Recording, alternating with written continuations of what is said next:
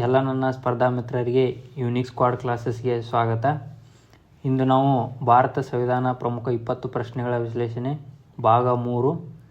ಈಗ 1 ಮತ್ತು 2ನೇ ಕ್ಲಾಸ್ ಮುಗಿದಿರ್ತಾವೆ. ಅವನ್ನ ಯಾರು ನೋಡಿಲ್ಪ ಅಂದ್ರೆ ನೋಡ್ರಿ, ಲಿಂಕ್ ಡಿಸ್ಕ್ರಿಪ್ಷನ್ ಒಳಗೆ ಐತಿ. ಕಂಟಿನ್ಯೂ ಮಾಡೋಣ ಬರ್ರಿ.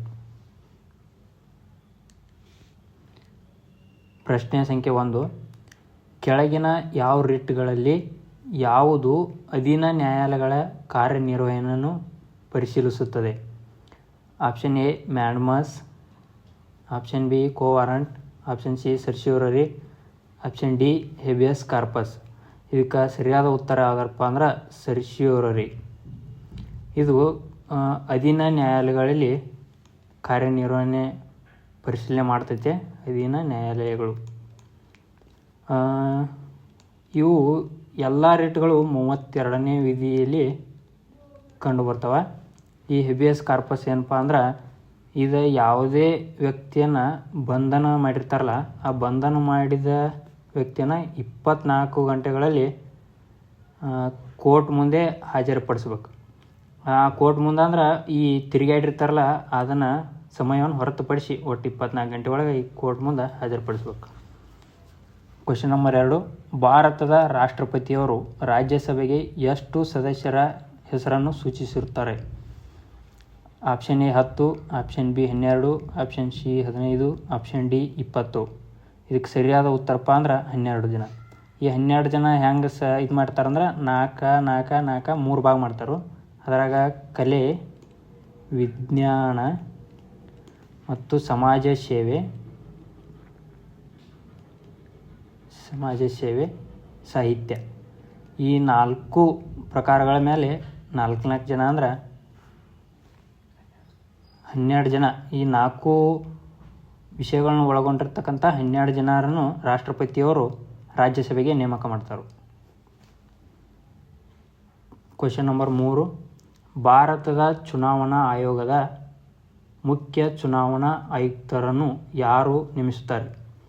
ಆಪ್ಷನ್ ಎ ರಾಷ್ಟ್ರಪತಿ, ಇದು ಬೇಕಾಗಿತ್ತು ರೀ. ಆಪ್ಷನ್ ಬಿ ಪ್ರಧಾನಮಂತ್ರಿ, ಆಪ್ಷನ್ ಸಿ ಮುಖ್ಯ ನ್ಯಾಯಾಧೀಶರು, ಆಪ್ಷನ್ ಡಿ ಸಂಸತ್ತಿನ ಸಮಿತಿ. ಮುಖ್ಯ ಚುನಾವಣಾ ಆಯುಕ್ತರನ್ನು ರಾಷ್ಟ್ರಪತಿಯವರು ನೇಮಕ ಮಾಡ್ತಾರೆ. ರಾಷ್ಟ್ರಪತಿಯವರು 3 ಜನ ನೇಮಕ ಮಾಡ್ತಾರೆ. ಒಬ್ಬರು ಮುಖ್ಯ ಚುನಾವಣಾ ಆಯುಕ್ತರು ಇರ್ತಾರೆ, ಅದರಾಗ 2 ಜನ ಆಯುಕ್ತರು ಇರ್ತಾರೆ. ಅವ್ರನ್ನ 324ನೇ ವಿಧಿ ಪ್ರಕಾರ ರಾಷ್ಟ್ರಪತಿಯವರು ನೇಮಕ ಮಾಡ್ತಾರೆ. Question number 4. ರಾಷ್ಟ್ರೀಯ ತುರ್ತು ಪರಿಸ್ಥಿತಿಯ ಘೋಷಣೆಯನ್ನು ಯಾವ ಸಂದರ್ಭದಲ್ಲಿ ಮಾಡಲಾಗುವುದು? ಆಪ್ಷನ್ ಎ ಯುದ್ಧ, ಆಪ್ಷನ್ ಬಿ ಸಶಸ್ತ್ರ ದಂಗೆ, ಆಪ್ಷನ್ ಸಿ ಬಾಹ್ಯ ಆಕ್ರಮಣ, ಆಪ್ಷನ್ ಡಿ ಇದು ತಪ್ಪೈತ್ರಿ, ಇವ ಮೇಲಿನ ಎಲ್ಲವೂ ಆಗ್ಬೇಕೈತ್ರಿ, ಸ್ವಲ್ಪ ಮಿಸ್ಟೇಕ್ ಐತ್ರಿ. ಇದಕ್ಕೆ ಸರಿಯಾದ ಉತ್ತರಪ್ಪ ಅಂದ್ರೆ ಮೇಲಿನ ಎಲ್ಲವೂ. ಈ 3 ಥರ ತುರ್ತು ಪರಿಸ್ಥಿತಿಗಳು ಬರ್ತಾವ್ರಿ. 1 ರಾಜ್ಯ, 2 ರಾಷ್ಟ್ರ, 3 ಹಣಕಾಸಿನ ತುರ್ತು ಪರಿಸ್ಥಿತಿ. ಇದು ರಾಷ್ಟ್ರದ್ರಿ 352, ರಾಜ್ಯದ 356, ಇದು ಹಣಕಾಸದ 360ನೇ ವಿಧಿ ಪ್ರಕಾರ ಈ ತುರ್ತು ಪರಿಸ್ಥಿತಿಗಳನ್ನ ರಾಷ್ಟ್ರಪತಿಯವರು ಜಾರಿಗೆ ತರ್ತಾರೆ. ಇನ್ನೂ ಭಾರತ ದೇಶ ಮೇಲೆ ಹಣಕಾಸಿನ ಮೇಲೆ ಯಾವುದೇ ತುರ್ತು ಪರಿಸ್ಥಿತಿಯನ್ನು ಹೇರಲಾಗಿಲ್ಲ. Question number 5. ಅಂತಾರಾಜ್ಯ ಪರಿಷತ್ತಿನ ಸ್ಥಾಯಿ ಸಮಿತಿಯ ಅಧ್ಯಕ್ಷರು ಯಾರಾಗಿರ್ತಾರೆ? ಆಪ್ಷನ್ ಎ ಪ್ರಧಾನಮಂತ್ರಿ, ಆಪ್ಷನ್ ಬಿ ರಾಷ್ಟ್ರಪತಿ, ಆಪ್ಷನ್ ಸಿ ಕೇಂದ್ರ ಗೃಹ ಮಂತ್ರಿ, ಆಪ್ಷನ್ ಡಿ ಲೋಕಸಭೆ ಸಭಾಪತಿ. ಸ್ಥಾಯಿ ಸಮಿತಿ ಅಧ್ಯಕ್ಷರು ಕೇಂದ್ರ ಗೃಹ ಮಂತ್ರಿಗಳಾಗಿರ್ತಾರೆ. ಈಗ ಪ್ರಸ್ತುತ ಕೇಂದ್ರ ಗೃಹ ಮಂತ್ರಿ ಯಾರಪ್ಪ ಅಂದ್ರೆ ಅಮಿತ್ ಶಾ ಅವರು ಕೇಂದ್ರ ಪ್ರಸ್ತುತ ಗೃಹ ಮಂತ್ರಿ ಆಗಿರ್ತಾರೆ.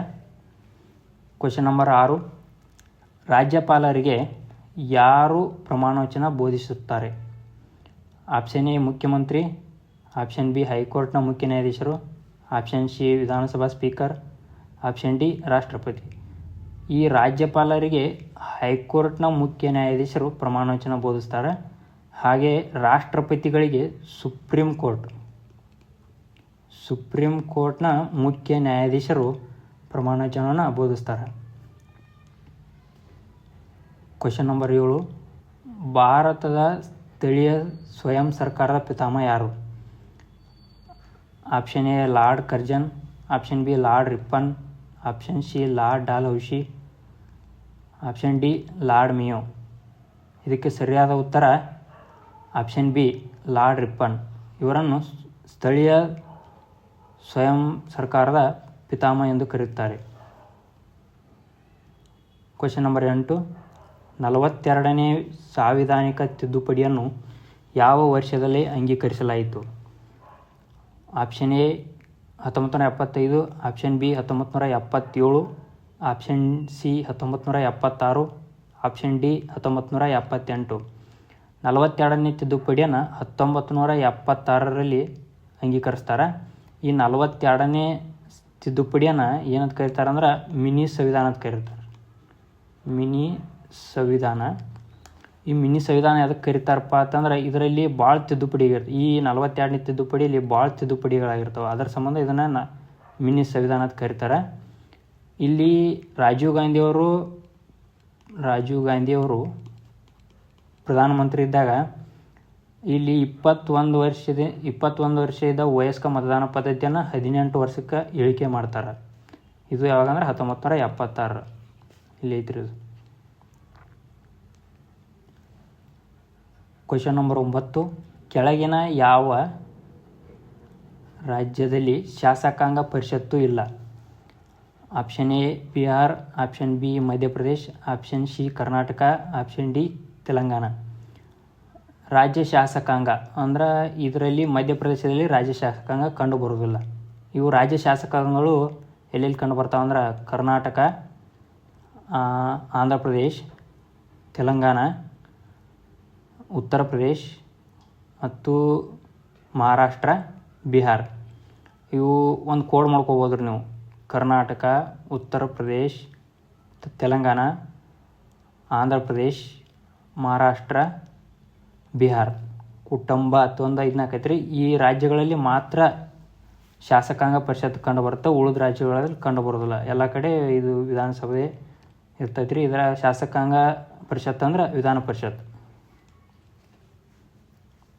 Question number 10. ಕೆಳಗಿನವುಗಳಲ್ಲಿ ಯಾವುದು ಪಂಚಾಯತ್ ರಾಜ್ ಭಾಗವಲ್ಲ? ಆಪ್ಷನ್ ಎ ಜಿಲ್ಲಾ panchayat, option B cup panchayat, option C taluk panchayat, option D ಗ್ರಾಮ ಪಂಚಾಯತ್.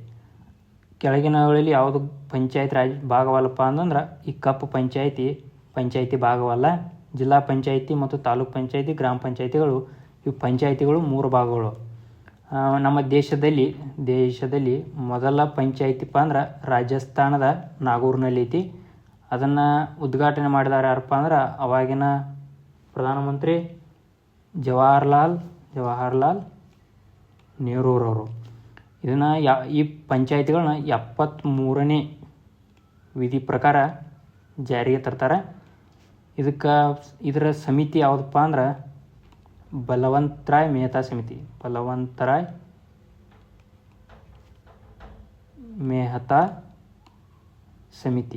ಇಂಪಾರ್ಟೆಂಟ್ ಐತ್ರಿ ಇದು. Question number 11. GSTಯ ಸಭೆಯ ಅಧ್ಯಕ್ಷರು ಯಾರು? ಆಪ್ಷನ್ ಎ ಪ್ರಧಾನಮಂತ್ರಿ, ಆಪ್ಷನ್ ಬಿ ಕೇಂದ್ರ ವಾಣಿಜ್ಯ ಸಚಿವ, ಆಪ್ಷನ್ ಸಿ ಕೇಂದ್ರ ಹಣಕಾಸು ಸಚಿವ, ಆಪ್ಷನ್ ಡಿ ಕೇಂದ್ರ ಕೈಗಾರಿಕೆ ಸಚಿವ. GST ಸಭೆ ಅಧ್ಯಕ್ಷರು ಯಾರಾಗಿರ್ತಾರೆ ಅಂದ್ರೆ ಕೇಂದ್ರ ಹಣಕಾಸು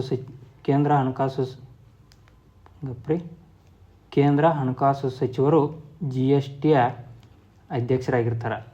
ಈ GST ಅಧ್ಯಕ್ಷ 101ನೇ ತಿದ್ದುಪಡಿ GSTಗೆ ಸಂಬಂಧಪಡ್ತೈತ್ರಿ. ಈ GSTಯು 279A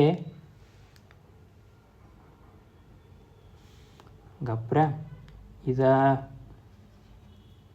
ಕೇಂದ್ರ ಹಣಕಾಸು ಸಚಿವರು ಇದರ ಅಧ್ಯಕ್ಷರಾಗಿರ್ತಾರೆ. ಈ GSTಯು 101ನೇ ತಿದ್ದುಪಡಿಗೆ ಸಂಬಂಧಪಡ್ತೈತ್ರಿ. ಈ GSTಯು 279A ಕೆ ಆರ್ಟಿಕಲ್ ಒಳಗೆ ಇದನ್ನು ಜಾರಿಗೆ ತಂದಿರ್ತಾರೆ ರೀ. ಈ GSTಯು ಹಣಕಾಸು ಸಚಿವರು ಇದನ್ನು ನಿಯಂತ್ರಣ ಮಾಡ್ತಿರ್ತಾರೆ. ಈ ಪ್ರಸ್ತುತ ಹಣಕಾಸು ಸಚಿವರು ಯಾರಪ್ಪ ಅಂದ್ರೆ ನಿರ್ಮಲಾ ಸೀತಾರಾಮನ್. ನಿರ್ಮಲಾ ಸೀತಾರಾಮನ್ ಅವರು ಪ್ರಸ್ತುತ ಹಣಕಾಸು ಸಚಿವರಾಗಿರ್ತಾರೆ. ಇವರು GST ಅಧ್ಯಕ್ಷರು ಕೂಡ ಆಗಿರ್ತಾರೆ. ಕ್ವಶನ್ ನಂಬರ್ 12, ಕೆಳಗಿನವುಗಳಲ್ಲಿ ಯಾವುದು ಸಾಂವಿಧಾನಿಕ ಸಂಸ್ಥೆ ಅಲ್ಲ? ಆಪ್ಷನ್ ಎ ಪರಿಶಿಷ್ಟ ಜಾತಿಗಳ ರಾಷ್ಟ್ರೀಯ ಆಯೋಗ, ಆಪ್ಷನ್ ಬಿ ಭಾರತದ ಚುನಾವಣಾ ಆಯೋಗ, ಆಪ್ಷನ್ ಸಿ GST ಆಯೋಗ, ಆಪ್ಷನ್ ಡಿ ರಾಷ್ಟ್ರೀಯ ಮಾನವ ಹಕ್ಕುಗಳ ಆಯೋಗ. ಸಾಂವಿಧಾನಿಕ ಸಂಸ್ಥೆ ಅಂದ್ರೆ ರಾಷ್ಟ್ರೀಯ ಮಾನವ ಹಕ್ಕುಗಳ ಆಯೋಗ, ಇದು ಸಾಂವಿಧಾನಿಕ ಸಂಸ್ಥೆ ಅಲ್ಲ. ಮತ್ತು ಈ ಪರಿಶಿಷ್ಟ ಜಾತಿಗಳ ಆಯೋಗ, ಚುನಾವಣಾ ಆಯೋಗ, GST ಆಯೋಗ ಇವು ಸಾಂವಿಧಾನಿಕ ಸಂಸ್ಥೆ ಆಗಿರ್ತಾವೆ, ಸಂವಿಧಾನದಿಂದ ಅಂಗೀಕರಿಸಿರ್ತಾರೆ. ಈ ಚುನಾವಣಾ ಆಯೋಗವು 324ನೇ ವಿಧಿ ಆಗಲೇ ಹಿಂದಿನ ಕ್ವಶನಲ್ಲಿ ಡಿಸ್ಕಸ್ ಮಾಡಿವ್ರಿಂದ. ಮತ್ತು GST ಆಯೋಗ 279A ಒಳಗೆ ಕಂಡು ಬರ್ತೈತೆ ರೀ. ಇದು 338ನೇ ವಿಧಿಯಲ್ಲಿ ಕಂಡು ಬರ್ತದೆ. ಈಗ ಪ್ರಸ್ತುತ ಚುನಾವಣಾ ಆಯೋಗದ ಅಧ್ಯಕ್ಷರು ಯಾರಿರ್ತಾರಪ್ಪ ಅಂದ್ರೆ ಜ್ಞಾನೇಶ್ ಕುಮಾರ್. ಇವರು IAS ಅಧಿಕಾರಿಯಾಗಿರ್ತಾರೆ. ಜ್ಞಾನೇಶ್ ಕುಮಾರ್ ಅವರು ಪ್ರಸ್ತುತ ಚುನಾವಣಾ ಆಯೋಗದ ಅಧ್ಯಕ್ಷರಾಗಿರ್ತಾರೆ. GST ಅಧ್ಯಕ್ಷರಂತೂ ಹಣಕಾಸು ಸಚಿವರಾಗಿರ್ತಾರೆ. ಕ್ವಶನ್ ನಂಬರ್ 13, ಭಾರತದ ಸಂವಿಧಾನದ ಯಾವ ವಿಧಿಯು ಅಸ್ಪೃಶ್ಯತೆಯನ್ನು ರದ್ದುಗೊಳಿಸುತ್ತದೆ? ಈ ಕ್ವಶನ್ ಬಗ್ಗೆ ಅಂತೂ ಏನು ಹೇಳೋಂಗಿಲ್ಲ ರೀ, ಎಲ್ಲ ಭಾಳ ಸಲ ರಿಪೀಟ್ ಆಗೈತಿ. ಯಾವ ವಿಧಿಯು ಅಸ್ಪೃಶ್ಯತೆಯನ್ನು ರದ್ದುಗೊಳಿಸ್ತೈತಪ್ಪ ಅಂದ್ರೆ ವಿಧಿ 17. ಇದನ್ನ ಆಪ್ಷನ್ಸ್ ಕೊಡೋ ಅವಶ್ಯಕತೆ ಇಲ್ಲ, ಗೊತ್ತಿರ್ತೈತಿ ನಿಮಗೆ. ಕ್ವಶನ್ ನಂಬರ್ 14, ಭಾರತದಲ್ಲಿ ಎಷ್ಟು ಕೇಂದ್ರಾಡಳಿತ ಪ್ರದೇಶಗಳಿವೆ? Option A 5, option B 6, option C 9, option D 8. ಇದಕ್ಕೆ ಸರಿಯಾದ ಉತ್ತರ ಯಾವುದಪ್ಪ ಅಂದ್ರೆ 8. ಕೇಂದ್ರಾಡಳಿತ ಪ್ರದೇಶಗಳು 8 ಅದಾವೆ. ಯಾವ್ಯಾವಪ್ಪ ಅಂದ್ರೆ ದೆಹಲಿ ಐತಿ, ಮತ್ತು ಜಮ್ಮು ಕಾಶ್ಮೀರ ಐತಿ, ಲಕ್ಷದ್ವೀಪ ಐತಿ, ಅಂಡಮಾನ್ ನಿಕೋಬಾರ್ ಐತಿ, ಲಡಾಖ್ ಐತ್ರಿ, ಚಂಡೀಗಢ ಐತ್ರಿ, ಪುದುಚೇರಿ ಐತ್ರಿ.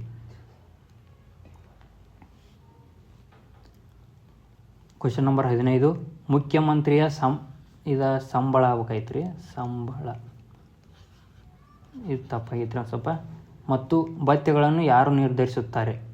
ಆಪ್ಷನ್ ಎ ರಾಜ್ಯಪಾಲರು, ಆಪ್ಷನ್ ಬಿ ರಾಜ್ಯದ ಶಾಸಕಾಂಗ, ಆಪ್ಷನ್ ಸಿ ರಾಷ್ಟ್ರಪತಿ, ಆಪ್ಷನ್ ಡಿ ಸಂಸತ್ತು. ಮುಖ್ಯಮಂತ್ರಿಯ ಸಂಬಳವನ್ನು ರಾಜ್ಯದ ಶಾಸಕಾಂಗ, ನಮ್ಮ ರಾಜ್ಯದ ಶಾಸಕಾಂಗ ಇದನ್ನು ನಿರ್ಧಾರ ಮಾಡ್ತೈತ್ರಿ. ರಾಜ್ಯಪಾಲರು ರಾಜ್ಯದ ಮುಖ್ಯಸ್ಥರಾಗಿರ್ತಾರೆ. ಇವರು ಮುಖ್ಯಮಂತ್ರಿಯವರು ಸರ್ಕಾರದ ಮುಖ್ಯಸ್ಥರಾಗಿರ್ತಾರೆ. ಸರ್ಕಾರ ಯಾವ್ದಾರ ಒಂದು ಸರ್ಕಾರ ಬರ್ತಾರೆ, ಆ ಸರ್ಕಾರಕ್ಕೆ ಅಷ್ಟೇ ಮುಖ್ಯಸ್ಥರಾಗಿರ್ತಾರೆ. ಈ ರಾಜ್ಯಪಾಲರು ಏನಂತಾರಲ್ಲ, ನಮ್ಮ ರಾಜ್ಯಕ್ಕೆ ಒಬ್ಬರ ಮುಖ್ಯಸ್ಥರಾಗಿರ್ತಾರೆ. ಕ್ವಶನ್ ನಂಬರ್ 16, ಕೆಳಗಿನವುಗಳಲ್ಲಿ ಯಾವುದು ಸಂವಿಧಾನದ ಪ್ರಸ್ತಾವನೆಯಲ್ಲಿ ಇಲ್ಲ? ಆಪ್ಷನ್ ಎ ಸಾರ್ವಭೌಮ, ಆಪ್ಷನ್ ಬಿ ಸಮಾಜವಾದಿ, ಆಪ್ಷನ್ ಸಿ ಪ್ರಜಾಪ್ರಭುತ್ವ, ಆಪ್ಷನ್ ಡಿ ಭಾರತೀಯರು. ಈ ಕೆಳಗಿನವುಗಳಲ್ಲಿ ಯಾವುದು ಸಂವಿಧಾನ ಪ್ರಸ್ತಾವನೆಯಲ್ಲಿ ಇಲ್ಲ? ಇದಕ್ಕೆ ಸರಿಯಾದ ಉತ್ತರ ಅಂದ್ರೆ ಭಾರತೀಯರು. ಈ ಭಾರತೀಯರು ಅನ್ನೋದು ಒಂದು ಪದ ಸಂವಿಧಾನದಾಗ ಇಲ್ಲರಿ, ಆದ್ರೆ ಭಾರತೀಯರಾದ ನಾವು ಅಂತೇಳಿ ಚಾಲು ಆಕೈತಿ ಕರೆಯದ. ಈ ಉಳಿದ 3 ಪದಗಳನ್ನ ಹೊಸದಾಗಿ ಸೇರಿಸ್ತಾರೆ. ಕ್ವಶನ್ ನಂಬರ್ 17, ಭಾರತದ ರಾಷ್ಟ್ರಪತಿಯವರು ರಾಜೀನಾಮೆ ಕೊಡಬೇಕಾದರೆ ಅವರು ಯಾರಿಗೆ ಬರೆದು ತಿಳಿಸಬೇಕು? ರಾಷ್ಟ್ರಪತಿಯವರು ರಾಜೀನಾಮೆ ಕೊಡಬೇಕಾದ್ರೆ ಯಾರಿಗೆ ಅವ್ರು ರಾಜೀನಾಮೆ ಕೊಡಾತನಪ್ಪ ಅಂತ ಹೇಳಿ ತಿಳಿಸ್ಬೇಕಂದ್ರೆ ಆಪ್ಷನ್ ಎ ಉಪರಾಷ್ಟ್ರಪತಿ, ಆಪ್ಷನ್ ಬಿ ಭಾರತದ ಮುಖ್ಯ ನ್ಯಾಯಾಧೀಶರು, ಆಪ್ಷನ್ ಸಿ ಪ್ರಧಾನಮಂತ್ರಿ, ಆಪ್ಷನ್ ಡಿ ಲೋಕಸಭೆ ಸ್ಪೀಕರ್. ರಾಷ್ಟ್ರಪತಿಯವರು ಉಪರಾಷ್ಟ್ರಪತಿಯವರಿಗೆ ಬರೆದು ತಿಳಿಸ್ಬೇಕು. ಅಕಸ್ಮಾತ್ ಇವರು ಉಪರಾಷ್ಟ್ರಪತಿಗಳು ಇರಲಿಲ್ಲಪ್ಪ ಅಂದ್ರೆ ಭಾರತದ ಮುಖ್ಯ ನ್ಯಾಯಾಧೀಶರಿಗೆ ತಿಳಿಸಬೇಕು. ರಾಷ್ಟ್ರಪತಿಯವರು ರಾಷ್ಟ್ರಪತಿಯವ್ರ ಬಗ್ಗೆ ತಿಳಿಸ್ತಕ್ಕಂಥ ವಿಧಿಗಳು 52ರಿಂದ ಚಾಲು ಆಕಾವ. 61ನೇ ವಿಧಿ ತನಕ ರಾಷ್ಟ್ರಪತಿಯವರ ಚುನಾವಣೆ, ಅವ್ರ ತಕ್ಕಂಥ ಸಂಬಳ, ಅವ್ರದ್ದು ಇಲೆಕ್ಷನ್ ಹೆಂಗೆ ನಡೆಸಬೇಕು ಅನ್ನೋದೆಲ್ಲ 52ರಿಂದ 61ನೇ ತನಕ ಎಲ್ಲ ತಿಳಿಸ್ಕೊಡ್ತಾರೆ. ಹಾಗೆ ಭಾರತದ ನ್ಯಾಯಾಧೀಶರವರು ರಾಷ್ಟ್ರಪತಿಯವರಿಗೆ ಇವರು ಪ್ರಮಾಣ ವಚನ ಬೋಧನೆ ಮಾಡ್ತಾರೆ. ಪ್ರಮಾಣ ವಚನ ಭಾರತದ ಭಾರತದ ಅಂದ್ರೆ ಸುಪ್ರೀಂ ಕೋರ್ಟ್ನ ಮುಖ್ಯ ನ್ಯಾಯಾಧೀಶರು ರಾಷ್ಟ್ರಪತಿಯವರಿಗೆ ಪ್ರಮಾಣ ವಚನ ಬೋಧಿಸ್ತಾರೆ. ಉಪರಾಷ್ಟ್ರಪತಿಗೂ ಭಾರತದ ಮುಖ್ಯ ನ್ಯಾಯಾಧೀಶರು ಪ್ರಮಾಣ ವಚನ ಬೋಧಿಸ್ತಾರೆ. ರಾಷ್ಟ್ರಪತಿಯವರವರು ರಾಜೀನಾಮೆಯನ್ನು ಉಪರಾಷ್ಟ್ರಪತಿ ಕೊಡಬೇಕು, ಉಪರಾಷ್ಟ್ರಪತಿಯವರು ರಾಷ್ಟ್ರಪತಿಯವರಿಗೆ ಕೊಡಬೇಕು. ಕ್ವಶನ್ ನಂಬರ್ 18, ಇವುಗಳಲ್ಲಿ ಯಾವುದು ಭಾರತದ ರಾಜ್ಯ ಲಾಂಛನದಲ್ಲಿ ಕಾಣುವುದಿಲ್ಲ? ನಮ್ಮ ಭಾರತದ ಈ ಕೆಳಗಿನ 4 ಆಪ್ಷನ್ ಕೊಟ್ಟಾರ್ರಿ. ಅದ್ರಾಗ ಒಂದು ನಮ್ಮ ಭಾರತದ ರಾಜ್ಯ ಲಾಂಛನದಾಗಿಲ್ಲ. ಆಪ್ಷನ್ ಎ ಸಿಂಹ, ಆಪ್ಷನ್ ಬಿ ಆನೆ, ಆಪ್ಷನ್ ಸಿ ಹುಲಿ, ಆಪ್ಷನ್ ಡಿ ಕುದುರೆ. ರಾಜ್ಯ ಲಾಂಛನ ಯಾಕೆ ಕಂಡು ಬರೋದಿಲ್ಲಪ್ಪ ಅಂದ್ರೆ ಹುಲಿ ಕಂಡು ಬರೋದಿಲ್ಲ ರೀ. ಇದು ನಮ್ಮ ರಾಷ್ಟ್ರೀಯ ಪ್ರಾಣಿ ರೀ. ಇದು ರಾಷ್ಟ್ರೀಯ ಪ್ರಾಣಿ ಇರ್ತೈತೆ ರೀ. ಇದು ನಮ್ಮ ರಾಜ್ಯ ಲಾಂಛನ ಕಂಡು ಬರೋದಿಲ್ಲ. ರಾಜ್ಯ ಲಾಂಛನ ಅಂದರೆ ಸಿಂಹ, ಆನೆ, ಕುದುರೆ, ನಂದಿ ಒಂದು ಕಂಡು ಬರ್ತೈತೆ ರೀ. ಮತ್ತು ನಮ್ಮ ರಾಜ್ಯ ಲಾಂಛನವನ್ನು ಒಂದು ಉಪನಿಷತ್ತಿನಿಂದ ಎರವಲು ಪಡಿತಾರೆ. ಉಪನಿಷತ್ತು ಯಾವುದಪ್ಪ ಅಂದ್ರೆ ಮಂಡೂಕ ಉಪನಿಷತ್ತು. ಈಗ ವಾದ ಪಾರ್ಟ್ 2 ಒಳಗೆ ಇದ್ರ ಬಗ್ಗೆ ಹೇಳಿದ್ರಿ, ಮಂಡಕ ಉಪನಿಷತ್ತು ಬಗ್ಗೆ. ಅಲ್ಲಿ 16 ಮಂತ್ರಗಳು ಬರ್ತಾವೆ ರೀ. ಇದು ಅಥರ್ವ ವೇದದಾಗ ಬರ್ತೈತೆ ರೀ. ಅಥರ್ವ ವೇದದಲ್ಲಿ ಕಂಡು ಬರ್ತೈತಿ. ಆ ಮಂಡಕ ಉಪನಿಷತ್ತದಿಂದ ಭಾರತ ರಾಜ್ಯ ಲಾಂಛನದಲ್ಲಿ ಈ ಕೆಳಗಿನ ಅಂದರೆ ಸಿಂಹ, ಆನೆ, ಕುದುರೆ, ಈ ನಂದಿ ಆ ಪ್ರಾಣಿಗಳು ಕಂಡು ಬರ್ತಾವೆ ರೀ. ಆ ತಳಿಗೆ ಮಂಡಕ ಉಪನಿಷತ್ತದ ಕೆಳಗೆ ಒಂದು ಲೈನ್ ಬರ್ತಿರ್ತಾರೆ ರೀ. ಏನಪ್ಪ ಅಂದ್ರೆ ಸತ್ಯಮೇವ ಜಯತೆ ಅಂದ್ರೆ ಸತ್ಯ ಒಂದಾಗ ಗೆಲ್ಲಬೇಕು ಅಂಥೇಳಿ ಅದರ ಉದ್ದೇಶ ಇರ್ತೈತೆ ರೀ. Question number 19. ಯಾವ ದಿನವನ್ನು ರಾಷ್ಟ್ರೀಯ ಮತದಾರ ದಿನವೆಂದು ಆಚರಿಸಲಾಗುತ್ತದೆ? ಆಪ್ಷನ್ ಎ ಜನವರಿ 26, ಆಪ್ಷನ್ ಬಿ ಜನವರಿ 30, option C March 23, option D ಜನವರಿ 25. ರಾಷ್ಟ್ರೀಯ ಮತದಾರ ದಿನ ಅಂದರೆ ಜನವರಿ 25. ಇದನ್ನು ಪ್ರತಿ ವರ್ಷ ಆಚರಿಸ್ತೀವಿ ನಾವು. ಪ್ರತಿ ವರ್ಷ ರಾಷ್ಟ್ರೀಯ ಮತದಾರರ ದಿನ ಅಂಥೇಳಿ ಆಚರಣೆ ಮಾಡ್ತೀವಿ ರೀ. ಈ ಜನವರಿ 26 ಯಾವಪ್ಪ ಅಂದ್ರೆ ನಮ್ಮ ಸಂವಿಧಾನ ಜಾರಿಗೆ ಬಂದಿದ್ದ ದಿನ ರೀ. ಸಂವಿಧಾನ ಜಾರಿಗೆ ಬಂದ ದಿನ. ಇದು ಜನವರಿ 26, 1950 ನಮ್ಮ ಭಾರತ ದೇಶದ ಸಂವಿಧಾನ ಜಾರಿಗೆ ಬರ್ತೈತೆ ರೀ. ಇದನ್ನು ಮೊದಲ ಅಂಗೀಕಾರ ಮಾಡಿರ್ತಾರೆ ರೀ ನವಂಬರ್ 14. ಅದು ಅಳವಡಿಸ್ಕೊಂಡಿದ್ದಂದ್ರೆ ಜನವರಿ 26 ಅಳವಡಿಸ್ಕೊಳ್ತಾರೆ ರೀ. ಮತ್ತು ಮಾರ್ಚ್ 23 ಅಂದ್ರೆ ರೀ ಇದು ಬರ್ತೈತೆ ರೀ ಅರಣ್ಯ ದಿನನೇ ಗುಬ್ಬಚ್ಚಿ ದಿನ ಮಾರ್ಚ್ 22 ವಿಶ್ವ ಜಲ ದಿನ ಬರ್ತೈತೆ ರೀ.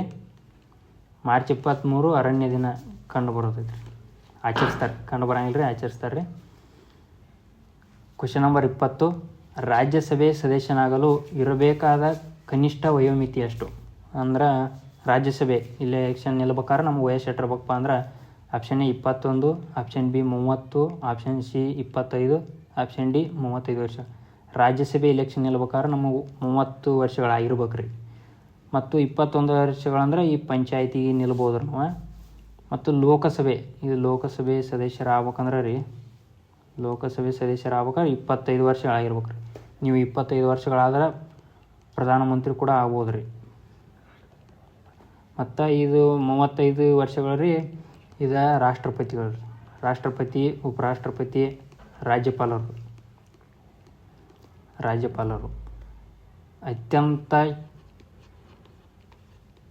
ಅತ್ಯಂತ ಕಿರಿಯ ಪ್ರಧಾನಮಂತ್ರಿ ಯಾರಪ್ಪ ಅಂದ್ರೆ ರಾಜೀವ್ ಗಾಂಧಿ ರೀ. ಅವರು 28ಕ್ಕೆ ಪ್ರಧಾನಮಂತ್ರಿ ಆಗಿರ್ತಾರೆ ರೀ. ಆಯ್ತು, ಇವತ್ತು ಪ್ರಸ್ತುತ ಪ್ರಧಾನಮಂತ್ರಿ ನರೇಂದ್ರ ಮೋದಿ ಅವ್ರದಾರ ರೀ. ನರೇಂದ್ರ ಮೋದಿ. ಇವತ್ತಿನ 20 ಕ್ವಶನ್ಗಳು ಮುಗಿದು ರೀ. ಸಂವಿಧಾನ ಬಗ್ಗೆ 3 ಎಪಿಸೋಡ್ ಆದವು ರೀ. ಇನ್ನು ಉಳಿದು 2 ಪಾರ್ಟ್ ಯಾರು ನೋಡಲಿಲ್ಲ ಅಂದ್ರೆ ಡಿಸ್ಕ್ರಿಪ್ಷನ್ದಾಗ ಲಿಂಕ್ ಐತಿ, ನೋಡಿರಿ, ಫಾಲೋ ಮಾಡಿರಿ, ಸಬ್ಸ್ಕ್ರೈಬ್ ಮಾಡಿರಿ. ನಮ್ಮ ಚಾನಲ್ದಾಗಿನ ವಿಡಿಯೋಗಳು ನೋಡಿರಿ, ಚಲೋ ಕಂಟೆಂಟ್ ಅದಾವು. ಲೈಕ್ ಮಾಡಿರಿ, ಶೇರ್ ಮಾಡಿರಿ. ಸೋಮು ಸರ್ಗಳು ಮಾಡ್ತಾರೋ, ಮಲ್ಲು ಸರ್ಗಳು ಮಾಡ್ತಾರೋ. ಎಲ್ಲ ಸರಿಯಾಗಿ ನೋಡಿರಿ, ಸರಿಯಾಗಿ ಯೂಸ್ ಮಾಡ್ಕೊರಿ, ಸರಿಯಾಗಿ ಓದಿರಿ. ಧನ್ಯವಾದಗಳು.